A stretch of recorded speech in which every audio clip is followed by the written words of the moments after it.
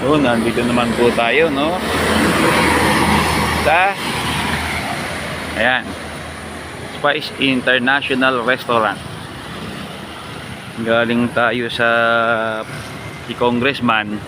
Araw sa araw-araw nagpupunta yan sa bilihan ng halaman. So, everyday, yun ang schedule. Mabuti po, maayos-ayos ang pagkatulog ko. Hindi pa ako inantok, pero nag-order na ako ng coffee. Ayan po, dito kami kakain. Tapos,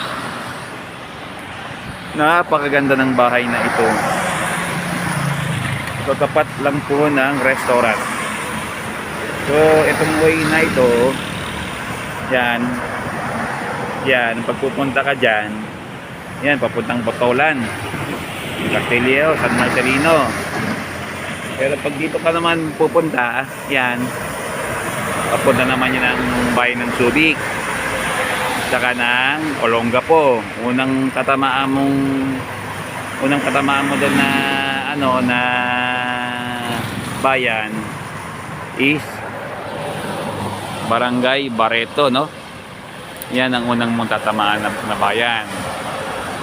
So, napakagandang ng bahay na ito, no? Itong nasa kanan, mayos-ayos. Pero ito sa nasa kaliwa, medyo siguro kailangan paggawa ng renovation, ganun. Tapos diretso naman kami sa City Hall, no? Pagkatapos, no? Ito yung pinaka naman main entrance ng pinaka main entrance ng aming kakainan. May mga tatlong customer tayo nakaparada. Ayan.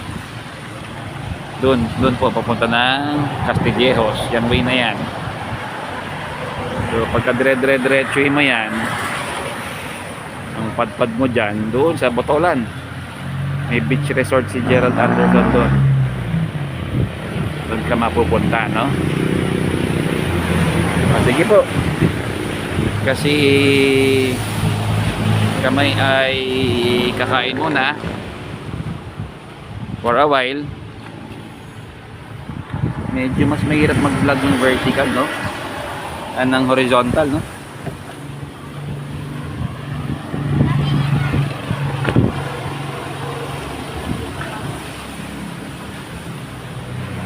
Okay po. So, ang pangalan ng restaurant ay Spice International. Tapos, meron silang mga banda-banda dito. Pasok mo. Ito na yung restaurant. Tayo papasok na. Medyo tag-ulan talaga, no? Ayan. Ito po. Pasok na po tayo sa restaurant. Ayan. Ito siya. Ito na po yung restaurant. Ayan. Ayan po si Congressman. Ito po. Ito ang restaurant niya. So, meron din siyang banda. Na. May banda siya. Ito po yung meron siyang bar. Ito yung loob ng kanyang restaurant. Ayan. Oo, tapos meron din silang kainan sa labas. Ano? Ayan. And you can also eat outside. May mga kainan sila sa labas. Okay. Ayan po, may kainan din sila sa labas. Ito po si Congressman, no? Kasama niya si yung waiter. Okay. So, sige po, kami kakain na po at magko-coffee. Bye-bye po.